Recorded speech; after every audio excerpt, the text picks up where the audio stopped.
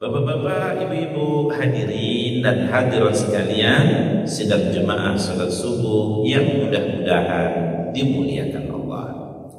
Salah satu nama surah di dalam Quran yaitu surah ke-83, Allah beri nama surahnya Al-Mutaffifin. Surah yang Allah beri nama dalam bahasa Indonesia orang-orang yang curang.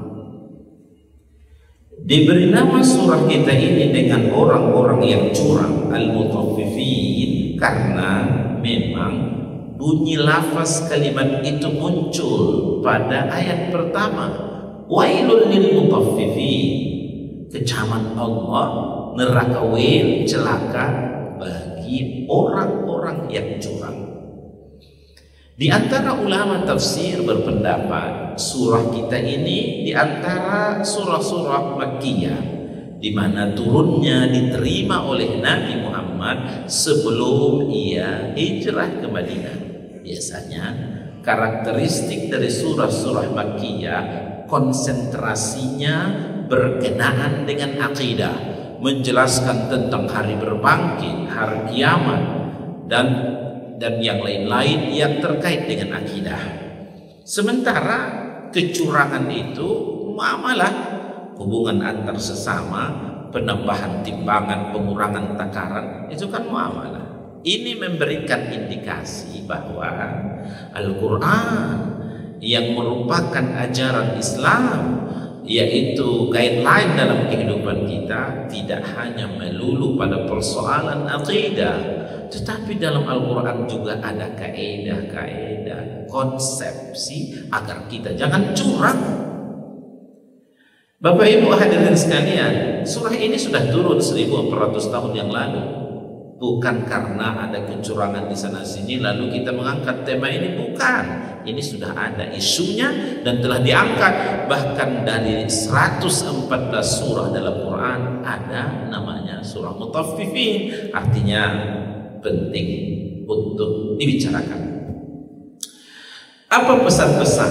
Walaupun tadi ada pula yang berkata ini diantara kategori surah Madaniyah yang diterima oleh Nabi setelah Nabi hijrah di Madinah. Pendapat itu Ibnu Abbas yang pernah didoakan Nabi, Allahumma 'allimhu ta'wil wa faqihu fid-din. Ya Allah, tolong ajarkan dia menjadi seorang yang paham tentang agama ini dan paham tentang Al-Quran. Siapa namanya? Ibnu Mas'ud. Kata beliau, Nabi baru sampai di Madinah, di pasar-pasar banyak sekali kecurangan, menambah takaran, mengurangi timbangan. Lalu Allah menurunkan ayat ini sebagai kecaman, jangan curang. Apa pesan-pesan? Informasi penting, wasiat untuk kita amalkan dari ayat-ayat yang terdapat dalam surah Al-Mutaffifin ini, surah yang ke-83. Dimulai oleh Allah firman-Nya pada ayat yang pertama, Wailul lil mutaffifin. Kan ada dua perkataan tuh, perkataan wail, satu lagi perkataan mutaffifin.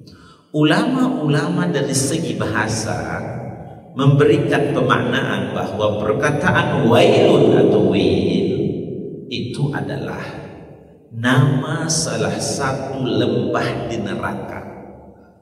Jadi ada satu kolam seperti itu, nama lembahnya lembah neraka Wail.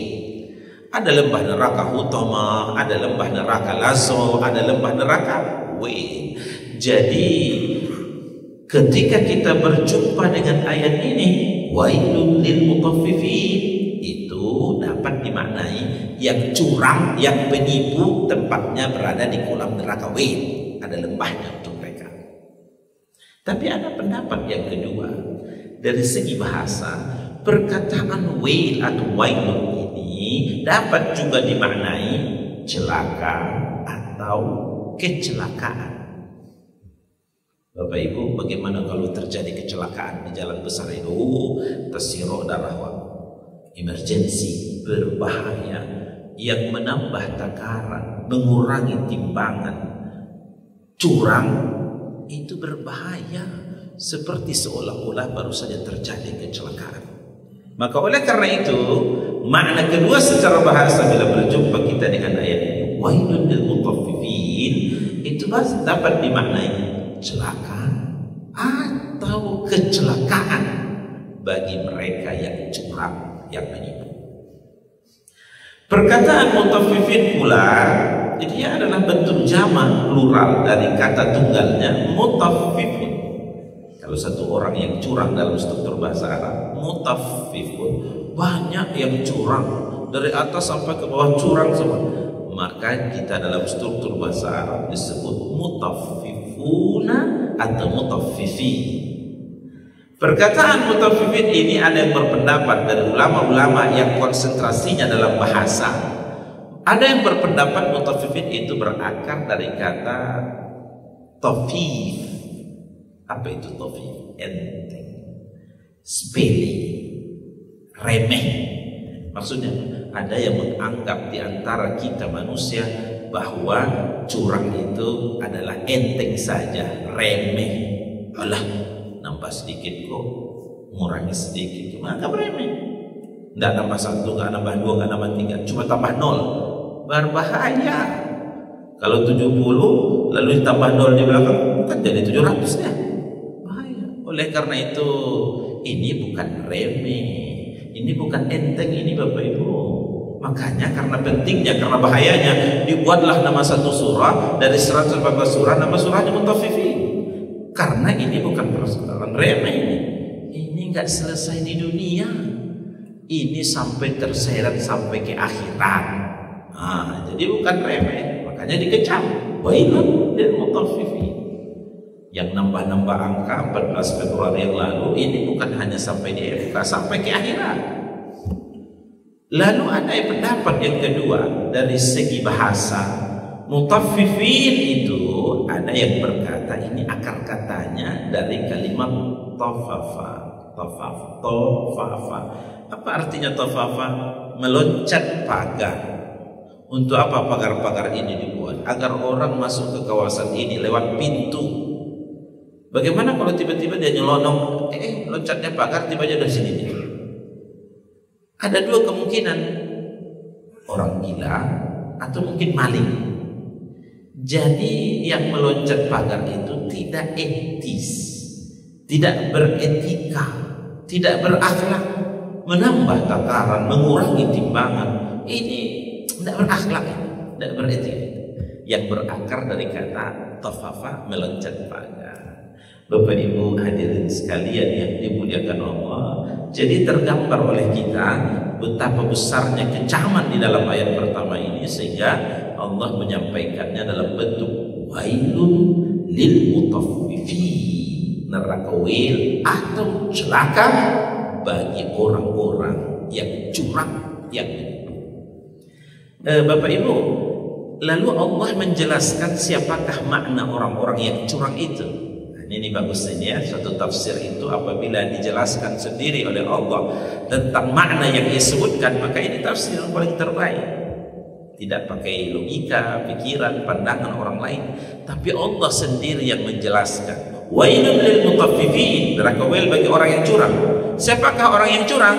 Ayat berikutnya Allah terangkan. Orang yang curang itu adalah alladzina idza talu 'alan nasi yastawfun, yaitu orang-orang yang apabila menerima takaran, menerima timbangan dari orang lain, minta dilebihkan. Siapakah yang curang dalam perspektif ayat ini? Pembeli. Bapak yang jual ikan itu datang ke komplek ini, sudah dia bungkus-bungkus ikannya, ada bungkus plastik yang 0,5 kilo, ada yang 1 kilo. Ibu yang satu membeli, sini saya mau beli. Ini berapa ini? Ini 1 kilo. Berapa harganya? Sekian. Tambahlah setelai, tambahlah. Tidak bisa dong, rugi ya bu, karena tambahlah. Karena saking hebatnya dia merayu, akhirnya dengan terpaksa ditambah oleh bapak ini. Yang tadinya 1 kilo, dah berubah menjadi 1 kilo 2 on, 1 kilo 3 on. Bapak Ibu yang dimuliakan Allah, kalau yang minta tambah itu cuma satu orang ibu-ibu pembeli, mungkin tidak terlalu signifikan kerugiannya. Ternyata ibu-ibu baru selesai majlis taklim, ramai yang hadir. Di belakang ibu tadi ada 20-30 ibu-ibu mau beli ikan untuk masak di siang hari, di sore hari.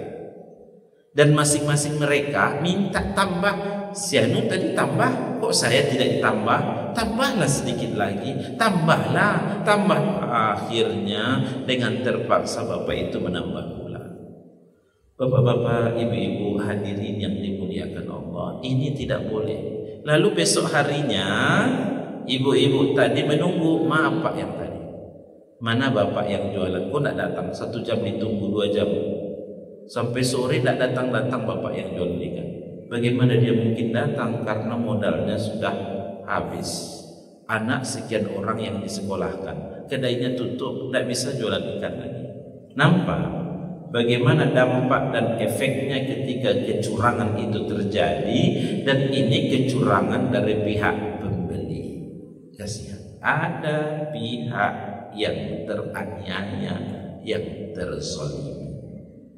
Bapak ibu hadirin yang dimuliakan Allah, ibu-ibu beli kain 1 meter, minta dilebihkan 5 cm. Ternyata anggota koperasi ini yang akan bikin baju bersama bukan hanya 1-2 orang, 40-50 orang. Setiap mereka minta tambah 5 cm. Bukan yang terjadi kerugian dari pihak yang berjualan. Ibu itu membeli duku yang sedang musim sekarang. Enak gak nih? Masam atau boleh dicoba enggak? Akhirnya dia mencoba. Sudah hampir sampai setengah kilo dicoba, yang beli tidak jadi. Tidak ada di sini Bapak Ibu ya. Itu ada di komplek lain. Kalau di sini jual 10.000, mintanya bisa tidak 15.000 gitu sih.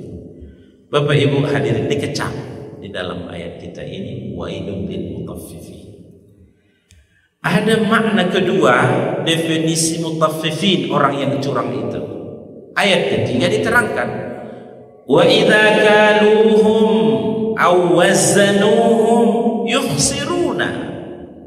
Dan apabila mereka yang menimbang, mereka yang menakar, mereka kurangi takarannya, kurangi timbangannya. Siapakah yang curang dalam ayat ini? Penjual. Penjual. Seorang bapak membeli gula pasir di satu kedai.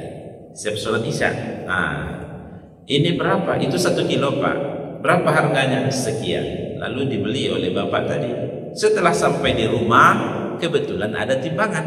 Dicoba ditimbang, tidak ketemu yang 1 kilo. Hanya berada pada posisi 8 kilo sekian ons. 8 garis, 8 ons, koma sekian. Lalu dia beranggapan mungkin timbangan saya yang salah. Dicoba, ada kebetulan timbangan digital. Tidak juga ketemu yang 1 kilo, 8 ons saja. Mungkin timbangan ini juga salah. Dicoba timbangan tetangga, memang tidak sampai 1 kilogram. Maka apa kira-kira yang terjadi Bapak Ibu? 2 sakitnya yang terasa oleh bapak itu. 1 di dada, sakit hati karena telah dibohongi. Yang kedua sakit di saku, karena dia membeli untuk 1 kilogram, yang ada cuma 8 garis 8 ons. Mungkinkah bapak itu akan berkata, tidak, saya akan belanja lagi di situ, blacklist. Kalau bapak itu saja sendiri yang tidak belanja ke kedai tersebut, mungkin tidak signifikan. Tapi kalau 20-30 satu masjid ini sudah berkesepakatan, jangan juga situ lain, secara bersepakat mereka blacklist, maka apa yang terjadi dengan kedainya? Bisa tutup, bisa tutup. Nampak efek yang ditimbulkan ketika kecurangan terjadi dari pihak penjual, tutup kedainya. Itu baru kita membicarakan dampak langsung dari kecurangan. Belum kita membicarakan tentang keberkahan hidup, belum kita membicarakan tentang dampak efek kecurangan yang kemudian dibawa ke rumah dimakan oleh anak dan istri keuntungannya, yang mereka hidup dengan makanan yang haram. Belum kita membaca itu, membahas terkait bagaimana nasib dan ujungnya, tidak. Dampaknya. Bapak-bapak, ibu-ibu, hadirin dan hadirat sekalian yang mudah-mudahan dimuliakan Allah. Kita beli duku yang ini harga sekian, Tiba-tiba ketika dia mau masukkan ke dalam plastik, dari kantong lain yang hitam-hitam. Setelah sampai di rumah baru ketahuan, ya Allah, saya telah ditipu. Saya tadi tunjuk bukan sebelah yang itu, tapi diambil sebelah sana. Mungkinkah Bapak tadi akan berkata, saya tidak akan belanja lagi di situ. Selamat tinggal. Bapak Ibu hadirin dan hadirat sekalian yang dimuliakan Allah, ketika dia membeli minta dilebihkan, ketika dia menjual dia dikurangi takaran timbangannya, standar ganda inilah yang dikecam di dalam ayat ini. Wailun lil mutaffifin. Bapak Ibu, Pak Ustadz, berarti kita tidak boleh lagi tawar-menawar. Wah, harus fix price. Tidak pula begitu. Kaidah di dalam bermuamalah dalam Quran telah disebutkan oleh Allah. Apa kata Allah? Ahallallahu al-bai'a wa harrama riba. Allah telah menghalalkan jual beli dan mengharamkan riba. Itu satu kaidah. Riba haram. Jual beli boleh. Ibu beli 10.000 dan dijual 15.000, ada untung 5.000, boleh. Orang berniaga pasti untung, itu tidak masalah. Ada kaidah yang kedua, antara minkum, saling ridho, yang menjual ridho, yang membeli ridho. Ibu mau 15.000 ridho, saling ridho, silahkan. Atau mungkin barangkali yang 10.000 ibu beli lalu dijual 15.000, ditawar oleh orang, berbagi kita untungnya, share. Bisa tidak 13, bisa tidak 14. Kalau ibu yang menjual adalah ridho, silakan. Tapi saya tidak ridho karena ada resiko di sana, karena tidak terjual nanti saya akan tanggung, maka saya ingin tetap 15.000. Silakan. Jangan beli di situ, tempat yang lain. Yang bisa. Ini adalah dibolehkan. Yang ketiga, apa kaidahnya Bapak Ibu? Jangan curang, jangan menipu. Ini barang KW dibilang ori. Yang bagus bilang bagus. Yang kurang bagus bilang kurang bagus, harganya sekian. Suatu ketika baginda Nabi Muhammad sidak, kebetulan sidak pada satu daerah yang itu kedai jual kurma, ditaruh di atas karung yang premium, yang bagus-bagus. Setelah Nabi sampai dan meletakkan tangannya ke dalam karung itu, basah, busuk di dalam. Lalu baginda Nabi keluar dengan cepat dari kedai itu dan berkata, man ghasyana falaysa minna. Yang curang, yang menipu itu bukan dari golongan kami. Bapak Ibu yang dimuliakan Allah, kaidah dalam bermuamalah jual beli tidak boleh curang. Bapak Ibu yang dimuliakan Allah, ulama-ulama menyebutkan, walaupun latar belakang ayat ini turun dulu ketika banyak sekali kecurangan di pasar-pasar yang mengurangi takaran, menambah timbangan, tetapi kecaman larangan kecurangan ini itu tidak hanya terbatas pada hubungan muamalah perniagaan. Apapun model bentuk kecurangan dalam kehidupan kita itu dikecam melalui ayat ini. Wailun lil mutaffifin. Kira-kira apa masalahnya? Karena ada pihak-pihak yang dizolimi, karena ada pihak-pihak yang dirugikan. Bapak Ibu hadirin sekalian yang dimuliakan Allah, makanya setelah 3 ayat pertama berkaitan dengan kecurangan dan definisinya, maka pada ayat yang keempat dan kelima Allah menerangkan kepada kita satu ikatan yang sangat erat dengan akidah, yaitu hari berbangkit. Begini kata Allah, ala yazunnu ulaika annahum mab'utsun. Adakah mereka tidak mengira bahwa suatu hari nanti akan dibangkitkan? Allah ingin mengatakan begini, apakah orang yang curang dari pihak yang membeli, yang tadi yang curang dari pihak penjual, tidakkah di hati-hati mereka ada keyakinan bahwa suatu hari nanti mereka akan dibangkitkan? Bagaimana memangnya kalau dibangkitkan? Dinampakkan seluruh kecurangannya itu. Tanggal sekian di TPS sekian dia dulu menambah angka sekian, tanggal sekian dan sekian dia dulu jari-jarinya ikut terlibat. Maka itu akan dinampakkan oleh Allah.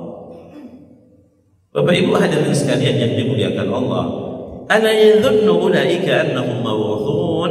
Ada yang digarisbawahi ulama, Allah menggunakan kata yazunnu. Adakah mereka mengira? Mengira itu kira-kira di posisi 50%, 55, 60. Ada yang lebih kuat dari itu, yakin. Yakin itu pada posisi 90-95%. Ya, yakin dengan adanya hari berbangkit. Ini baru hanya mengira di posisi 60-65. Kenapa Allah menggunakan kata yazunnu, tidak menggunakan yakin?